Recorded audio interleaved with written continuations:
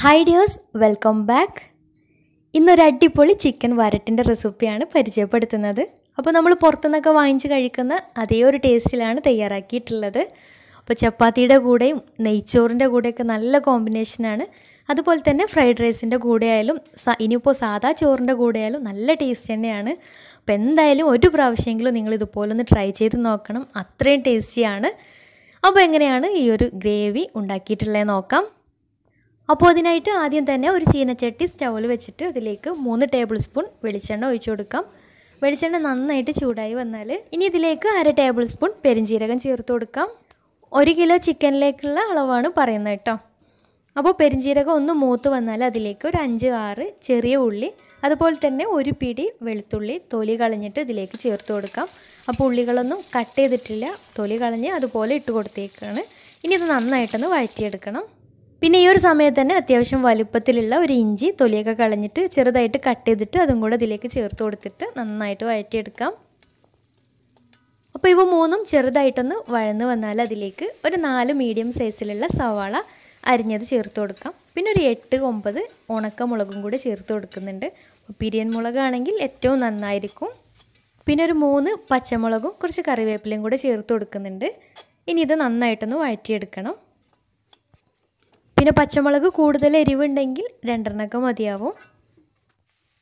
ഇനി വേണ്ടത് തക്കാളിയാണ്. അപ്പോൾ ഉള്ളി ചെറുതായിട്ടൊന്ന് വഴന്ന് കിട്ടിയാൽ അതിലേക്ക് 2 തക്കാളി കട്ട് ചെയ്തിട്ട് അതും കൂടെ ചേർത്തിട്ട് ഒന്ന് വഴറ്റിയെടുക്കാം. അപ്പോൾ തക്കാളിയും കൂടെ ഒന്ന് വഴന്ന് വരട്ടെ. അപ്പോൾ ഉള്ളിയും തക്കാളിയൊക്കെ നല്ല സോഫ്റ്റായിട്ട് വന്നാൽ ഫ്ലെയിം ഓഫ് ചെയ്യാം.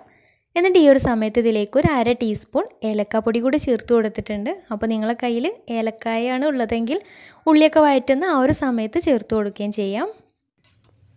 ഇനി ഈ ഒരു കൂട്ട് ചെറുതായിട്ടൊന്ന് ചൂടാറിയാൽ ഒരു മിക്സിയുടെ ജാറെടുത്ത് അതിലേക്ക് ഇട്ടിട്ട് നന്നായിട്ടൊന്ന് അരച്ചെടുക്കണം. എന്നിട്ട് ഇതേ ചീനച്ചട്ടി സ്റ്റൗവിൽ വെച്ചിട്ട് അതിലേക്ക് ഒരു 2 ടേബിൾ സ്പൂൺ വെളിച്ചെണ്ണ ഒഴിച്ചു കൊടുക്കാം. എന്നിട്ട് അതിലേക്ക് ഒരു 6 ഗ്രാമ്പൂ, പിന്നെ ഒരു 4 ചെറിയ കഷ്ണം പട്ടയും കൂടെ ചേർത്തിട്ട് ഒന്ന് മൂപ്പിച്ചെടുക്കുന്നുണ്ട്. പട്ടയും ഗ്രാമ്പും ഒന്ന് മൂത്ത് വന്നാൽ അതിലേക്ക് അരച്ച് വെച്ചിട്ടുള്ള ഒരു മിക്സ് ഇതിലേക്ക് ചേർത്തിട്ട് നന്നായിട്ടൊന്ന് വഴറ്റിയെടുക്കണം. അപ്പോൾ ഇതിൻ്റെ കളറൊക്കെ ഒന്ന് മാറി വരണം, അത്രയും നേരം ഒന്ന് വഴറ്റിയെടുക്കാം.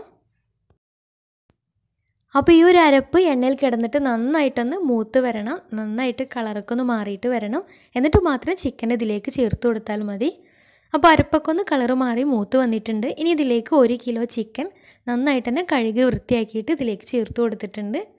ഇനി ഇതിലേക്ക് വേണ്ട മസാലകൾ ചേർത്ത് കൊടുക്കാം. അപ്പോൾ ഒരു ടീസ്പൂൺ മഞ്ഞൾപ്പൊടി, 1/2 table spoon Kashmiri chilli powder, ഒരു 3/4 ടേബിൾ സ്പൂൺ മല്ലിപ്പൊടി, പിന്നെ 1/2 ടീസ്പൂൺ ഗരം മസാല, പിന്നെ പാകത്തിന് ഉപ്പും കൂടി ചേർത്തിട്ട് നന്നായിട്ടൊന്ന് മിക്സാക്കി എടുക്കുന്നുണ്ട്.